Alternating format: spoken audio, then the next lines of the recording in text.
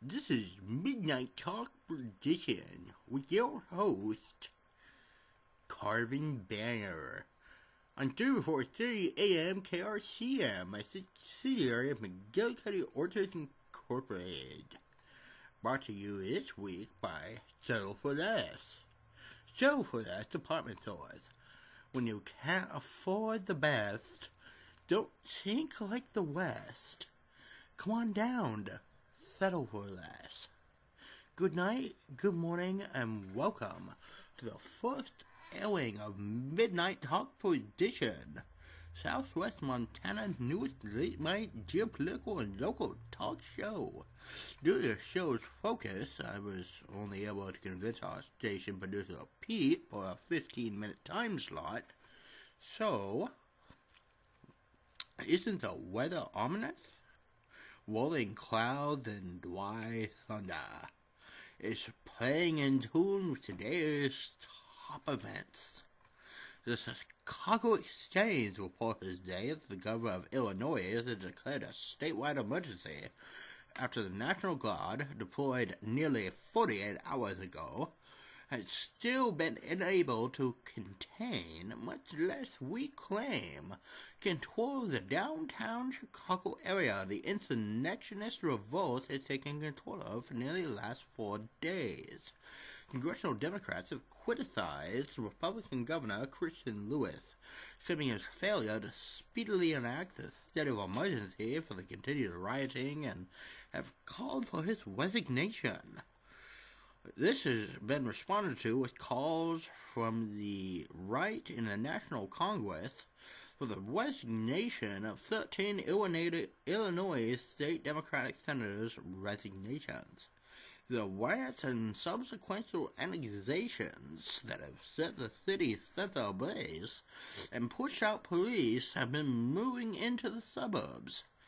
For you who haven't heard, this crisis was started after a white Chicago Metropolitan Police officer, Tyler Lewayne, was assaulted by Nakeen Franklin, a white single mother. She waitressed at Big Freddy's Heart and Soul food restaurant before taking the head of the revolt not an hour after witnessing what she described as a racially motivated and unconstitutional arrest administered on the sidewalk outside of her workplace by Officer Lewayne.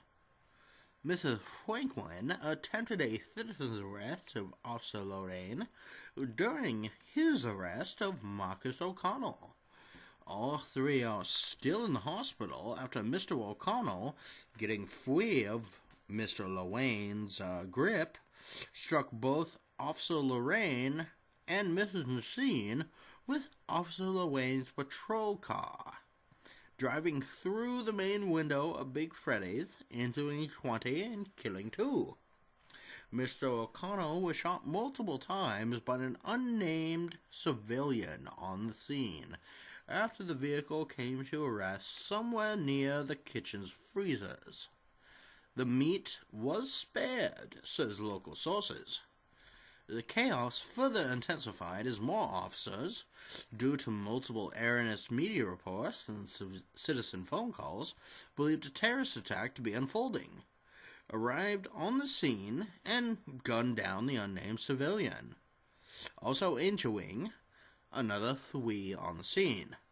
Unsurprisingly, various conspiracy and false flag series concerning these events are flooding the happening world, further adding to the hate and confusion embroiling our country.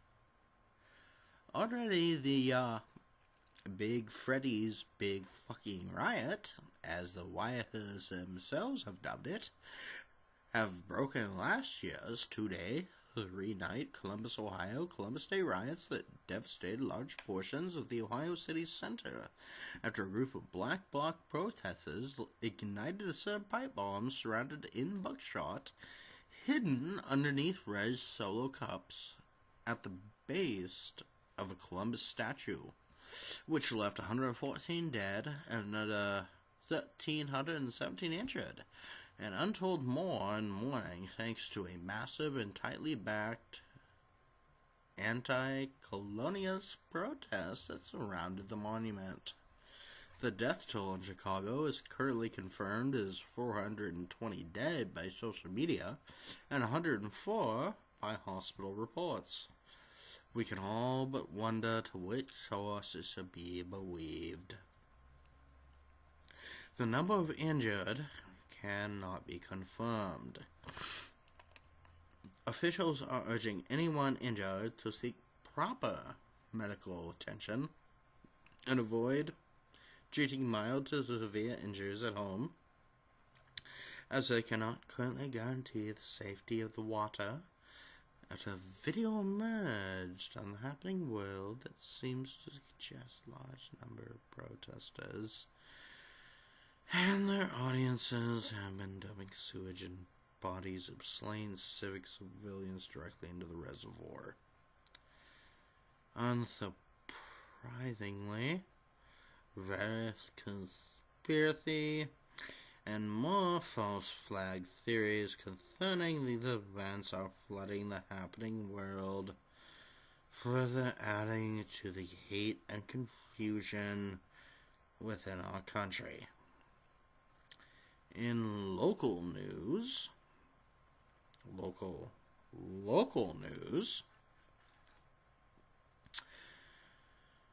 we'll turn this over to our correspondent, Jack Mason. Thank you, Elliot.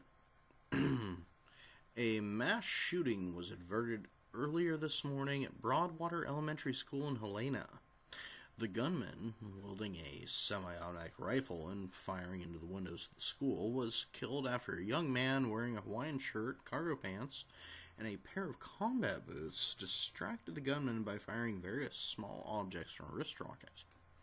Witnesses described what footage of the incident confirms that after a few minutes of exchanging fire and rocks, the gunman, obviously frustrated, ran up to the man's hiding place, only to have the rifle disarmed from his hands before he was punched in the crotch, and then violently garroted to death by the wrist rocket's band. The man in the Hawaiian shirt has yet to be identified or found, having fled the scene not long after crying intensely over the assailant's body for a few minutes and questioning the morality of the situation and humanity in general. Authorities are asking anyone with knowledge of the man in the Hawaiian shirt to contact them. He is considered armed, possibly dangerous, and lacking any sense of style. He is believed to be in possession of the gunman's wallet, weapon, and bank savings.